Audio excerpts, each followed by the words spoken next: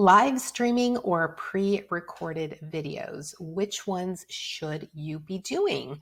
And that's what I'm going to talk about this week. Actually, I'm going to talk about the pros and cons of live streaming. And then next week, I'll go into the pros and cons of uploading or pre-recorded videos. So if you fall into either one of those categories, you want to get started, or you've been entertaining one or both of those ideas, then you'll definitely want to tune in both weeks and check out these videos. If you're not already subscribed, go ahead and do that now and hit that bell notification so you know when new videos are uploaded every week.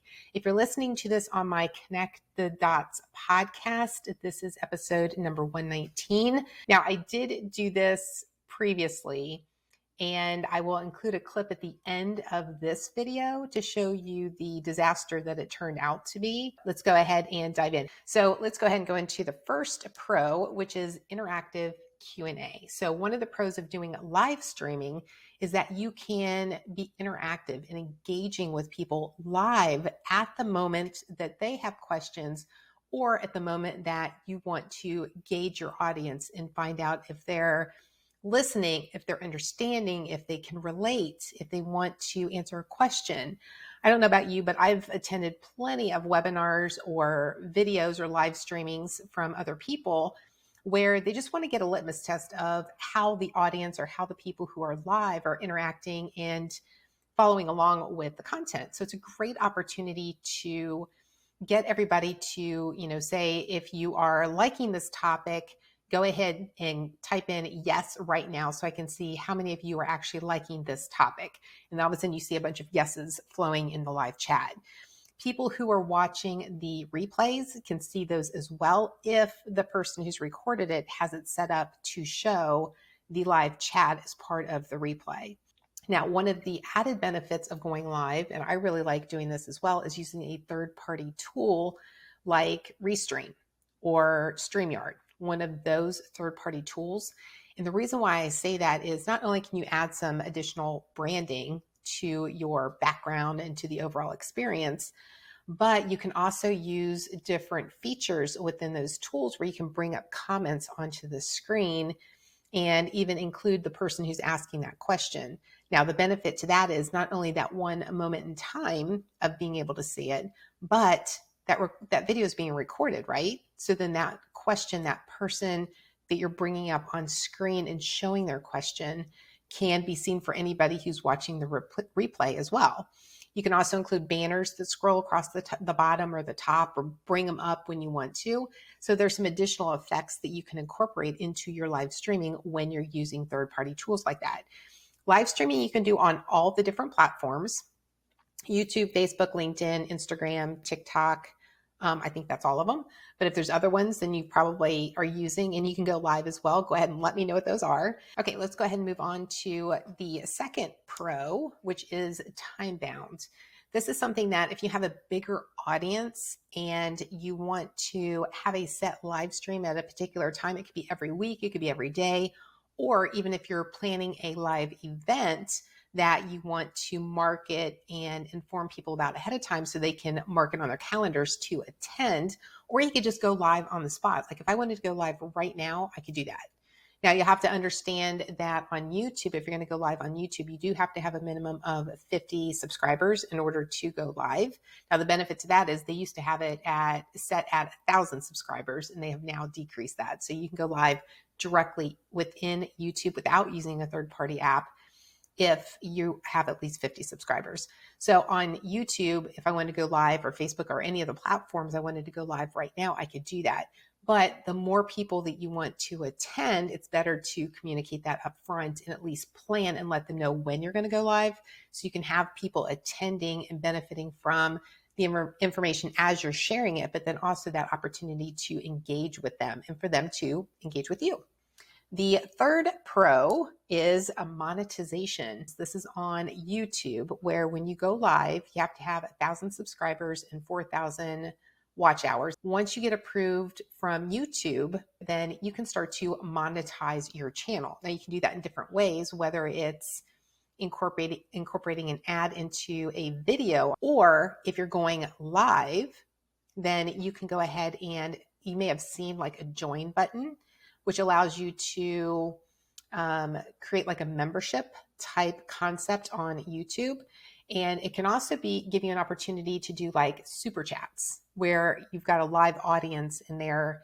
They can donate money to either you, a particular organization or charity or something that you want that money to go to.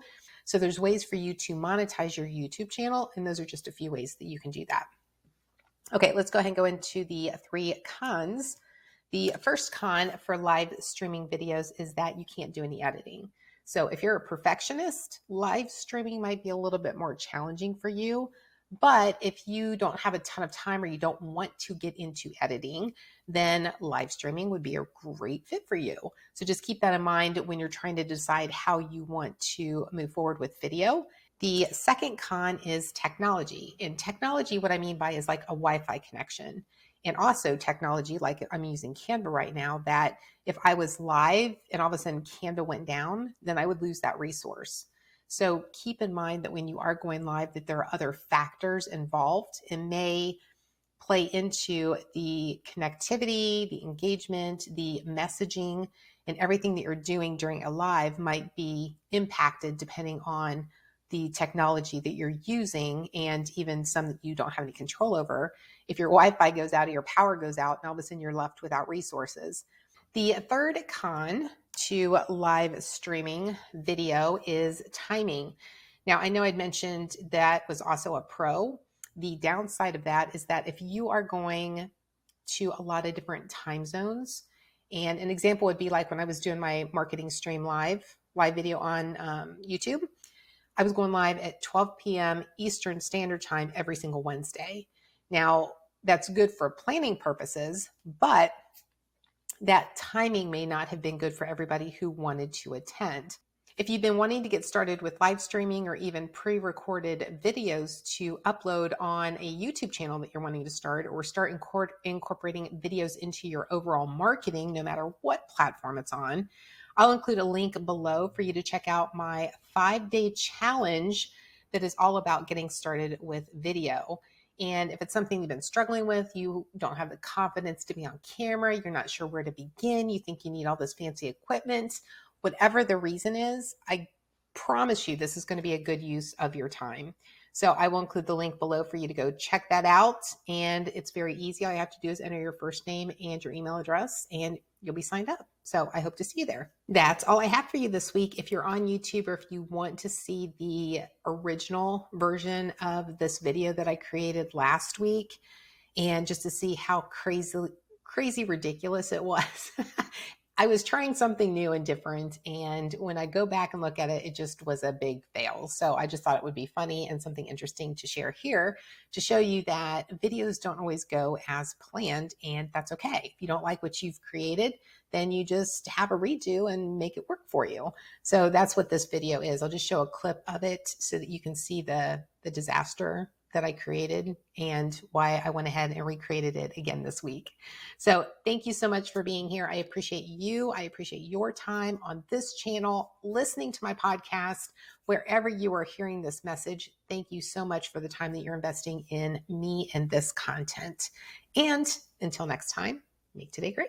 At 12 noon Eastern Standard Time. Or, watch me miss the chair. Got timing. Right, so you could do like timely. So I'm gonna put timely. My handwriting's terrible too, as you will find out. Okay, so you can't edit. So no edits. Now on YouTube, and kind of set the expectation with everybody else that this is when I'm going live. If you can attend, great. If not, it'll be uploaded and available for you. So here are the live stream pros and cons. Those are, it's going to get a bit challenging.